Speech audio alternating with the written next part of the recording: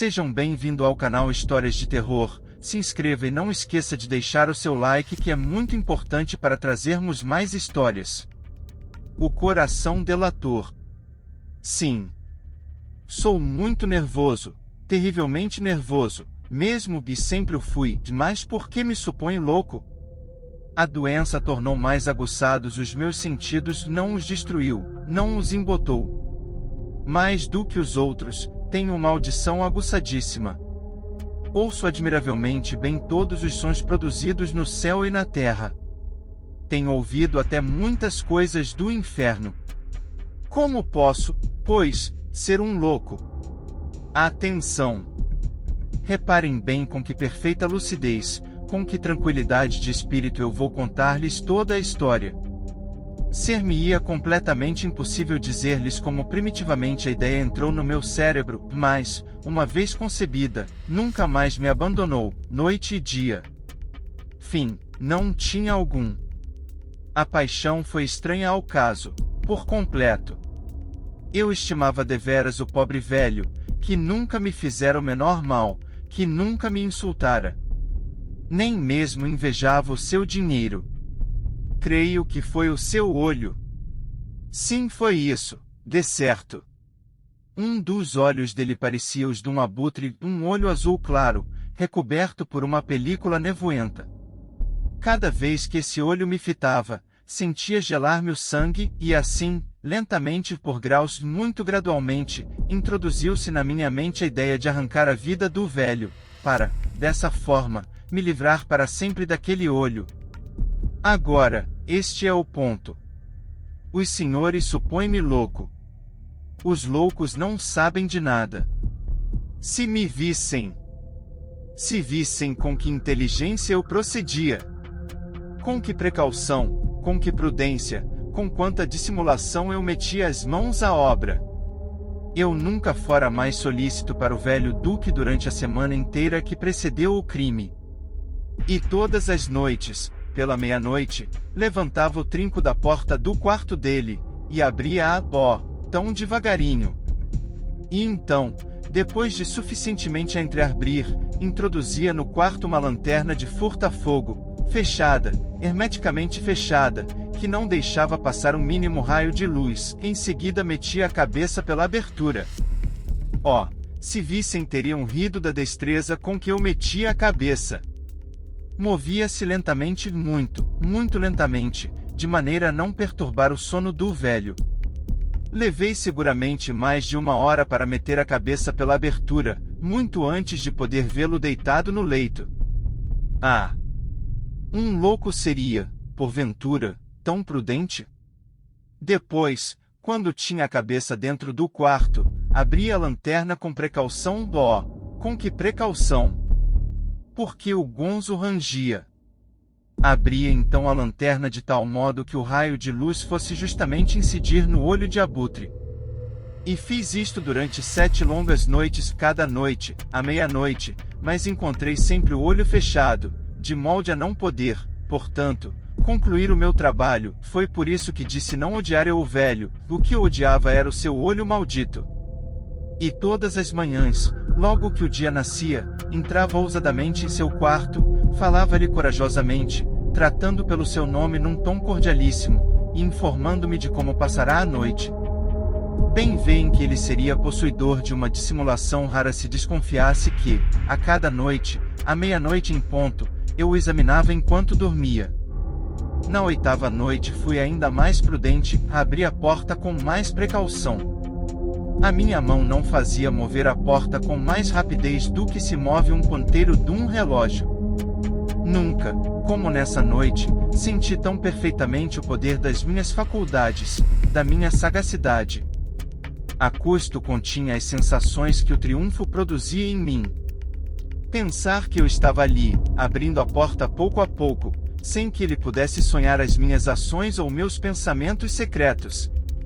Ao ter esta ideia não pude deixar de rir um pouco, abafadamente. Ele ouviu-me, talvez porque se voltou pesadamente no leito, como se tivesse acordando.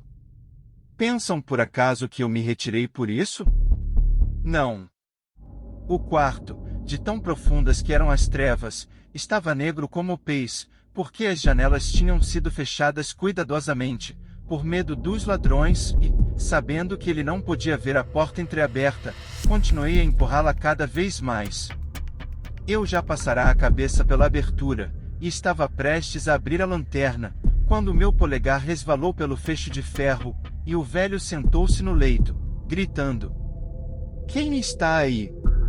Eu fiquei completamente imóvel e não disse nada. Durante uma hora inteira não movi um só músculo, mas, também, durante esse tempo, não ouvi o velho deitar-se. Continuava, decerto, sentado na cama, de ouvido à escuta, justamente como eu fizera durante 7 noites inteiras, escutando o barulho que fazia o pêndulo do relógio de parede. Mas, de repente, ouvi um gemido fraco, que reconheci como o gemido resultante de um horror mortal. Não era o gemido de dor ou de pesar. Oh, não! Era o ruído surdo e sufocado que se desprende do fundo de uma alma apavorada. Conhecia bem aquele grito. Muitas noites, à meia-noite exata, quando todo mundo dormia, soltara-se de meu próprio peito um gemido igual àquele, excitando com o seu terrível eco os terrores que me atormentavam. Repito que conhecia aquele ruído. Calculava o que o pobre velho sentia, e eu tinha piedade dele, ainda que interiormente eu sorrisse comigo mesmo. Sabia que ele continuava acordado desde que se voltará no leito ao primeiro ruído que eu fizer do corpo do velho, porque dirigia o raio de luz, como por instinto, sobre o ponto maldito. Em seguida eu não lhes disse que o que os senhores tomavam por loucura era uma grande penetração dos meus sentidos? Em seguida ouvi um outro ruído surdo, sufocado, contínuo, semelhante a um ruído que pode fazer o pêndulo de um relógio envolvido em algodão. Eu reconheci esse som. Era o bater do coração do velho. Esse som aumentou o meu furor como o rufar do tambor aumenta a coragem de um soldado. Mas contive-me ainda, e continuei ali, sem me mexer. Somente respirava, conservando a lanterna imóvel para que o raio de luz saído dela continuasse a iluminar o olho maldito. Entretanto, o infernal bater do coração era cada vez mais forte, a cada instante mais precipitado. O terror do velho devia ser extremo. O bater o coração, eu disse, era cada vez mais forte, de instante para instante. Repararam bem em tudo o que lhes disse? Então devem lembrar-se que lhes declarei ser excessivamente nervoso, e, com efeito, eu o sou. Portanto, em plena noite, no meio do silêncio terrível daquela casa, um tão estranho ruído fez com que se apossasse de mim um irremissível terror. Durante alguns minutos ainda, contive-me e continuei calmo. Mas o ruído era cada vez mais forte, sempre mais forte. Cheguei a supor, até, que o coração ia arrebentar. E então apoderou-se de mim uma nova angústia, o ruído poderia ser ouvido por algum vizinho. A hora do velho chegará, pois. Saltando um grande grito, abri bruscamente a lanterna, e entrei no quarto. O velho deu apenas um grito, um só, porque eu o lancei no assoalho, virando e jogando-lhe sobre o corpo o pesado leito em que antes dormia tranquilamente. Sorri, então, por ver a minha obra tão adiantada. Mas, durante alguns instantes ainda, o coração batia, produzindo um som abafado, que não me incomodou, porque não podia ser ouvido através de uma parede. Por fim, cessou. O velho estava morto. Levantei o leito e examinei o corpo. Sim, estava morto, morto e rígido. Coloquei-lhe a mão sobre o coração, conservando-a ali durante alguns minutos. Nenhuma pulsação. Ele estava morto e rígido. O seu olho, portanto, não me atormentaria mais. Se persistirem ainda em supor-me louco, essa suposição evaporar-se-á ao descrever-lhes as inteligentíssimas precauções que tomei para ocultar o cadáver. A noite avançava, comecei, pois, a trabalhar apressadamente, mas em silêncio. Cortei-lhe a cabeça, depois os braços, depois as pernas. Em seguida, despreguei 3 tábuas do assoalho e meti todas as partes do cadáver pelos buracos que elas tinham deixado. Depois preguei de novo as tábuas tão habilmente, tão desveladamente, que nenhum olho humano nem mesmo dele poderia descobrir no assoalho o mínimo sinal de que tinham sido levantadas. Não havia o que limpar nenhuma mancha, nenhum pingo de sangue. Procedera muito prudentemente para deixar qualquer vestígio. A tina em que cortara o cadáver absorvera todo o sangue. Quando acabei a minha obra, pelas 4 horas da madrugada, a escuridão era tão profunda como a meia-noite. No momento exato em que o relógio dava 1h da tarde, bateram à porta da rua. Desci para abrir alegremente, porque nada tinha a temer dali em diante. Entraram 3 homens que com toda delicadeza apresentaram-se como agentes de polícia. Um vizinho ouvirá um grito, na noite anterior, o que levantara a suspeitar de que um crime teria sido praticado. Como fizera a respectiva denúncia no comissariado de polícia, tinham ordenado àqueles senhores que revistassem a casa. Ao saber qual o fim dos policiais, sorri, pois o que eu tinha a temer. Declarei-lhes que sentia um verdadeiro prazer em lhes falar, e disse-lhes que o grito ouvido pelo tal vizinho fora eu que o soltara durante um sonho. O meu velho patrão, acrescentei, partirá para uma viagem. Depois desta explicação, mostrei toda a casa aos policiais, convidando-os a procurarem bem. Por último, eu os conduzi ao quarto dele, e mostrei-lhes todos os tesouros do velho, perfeitamente intactos. No entusiasmo de minha confiança, instei os policiais para que sentassem, para que descansassem um instante e, com a louca audácia de um triunfo completo, puxei uma cadeira e sentei-me, depois de tê-la colocado exatamente sobre as tábuas que cobriam o corpo da vítima. Os agentes de polícia estavam satisfeitíssimos. A forma clara e precisa com que eu fizera as declarações convencera-os. Sentia-me singularmente à vontade. Sentaram-se e começaram a falar coisas triviais, às quais que eu respondia alegremente. Pouco depois, senti que empalidecia, e só pensei em me livrar deles. Sentia insuportáveis dores de cabeça, e grandes badaladas nos ouvidos, mas os policiais continuavam sentados, sempre falando. As badaladas não acabavam e, pelo contrário, eram cada vez mais distintas. Comecei a falar mais alto para me livrar daquela sensação, mas as badaladas persistiam, tomando um caráter tão puramente definido que, por fim, percebi não se produzir sem os meus ouvidos. Eu estava muito pálido, sem dúvida, mas falava sempre, levantando a voz cada vez mais. O som aumentava sempre. O que eu podia fazer? Era um ruído surdo, sufocado, frequente, semelhante ao ruído que pode fazer o pêndulo de um relógio envolvido em algodão. Eu respirava a custo. Os policiais nada tinham ouvido. Conversei com mais verbosidade, com mais veemência, mas o ruído aumentava incessantemente. Levantei-me e comecei a questionar sobre ninharias, num diapasão elevadíssimo e com uma violenta gesticulação, mas o ruído aumentava sempre. Por que eles não queriam ir embora?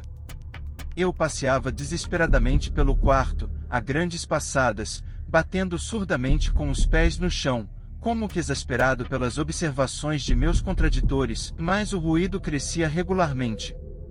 Oh, Deus! O que podia eu fazer? Enraivecia-me, espumava, praguejava. Movia em todos os sentidos a cadeira em que de novo me sentara, fazendo-a render sobre o tabuado, mas o ruído aumentava sempre, crescia indefinidamente, tornava-se de instante para instante mais forte, sempre mais forte. E os policiais, sorrindo e palestrando, sempre prazenteiramente. Seria possível, porventura, que eles nada ouvissem? Deus onipotente! Não. Eles ouviam. Eles suspeitavam. Eles sabiam. Eles divertiam-se com o meu terror. Foi isto que supus, então. É isto que ainda hoje suponho. Nada mais intolerável para mim que aquela descarada zombaria. Não podia mais suportar aqueles sorrisos hipócritas. No cemitério, quase diariamente, para orar junto ao túmulo de algum parente, foi horrivelmente assassinado em razão do ouro que, supostamente, mantinha escindido em sua solitária vivenda. Os ladrões e assassinos escaparam da justiça, e o infeliz ancião foi enterrado no mesmo cemitério a que dedicara muito de seu tempo. Assim que Frente e sua esposa avistaram as lápides brancas no cemitério da igreja, os cavalos recuaram e bufaram, repletos de terror. Frente, alarmado, e, suspeitando que os cavalos percebiam a presença de salteadores, acercou-se à espingarda que guardava, diligentemente, no fundo da carroça. Porém, antes de alcançá-la, o grito de sua mulher o assustou. Segurando o braço do marido, a esposa apontou para a frente e soluçou. "Olhe, John, olhe!" No final da estrada, ao lado dos monumentos refulgentes do antigo cemitério, ele viu uma aparição. Era de um homem velho, dotado de longa barba branca, que lhe caía até peito. A figura, que parecia ter 8 pés de altura, mantinha em uma das mãos um porrete, como que havia esmigalhado, há 10 anos, o cérebro do ancião. Erguendo lentamente um braço, o fantasma, com um movimento majestoso, acenou, pedindo à Frente que avançasse em sua direção. Mas Frente estava apavorado demais para esboçar qualquer reação, salvo a de tentar conter os cavalos empinados, que forçavam os arreios, procurando fugir às carreiras. Quando percebes de terror, se inscreva e não esqueça de deixar o seu like, que é muito importante para trazermos mais histórias.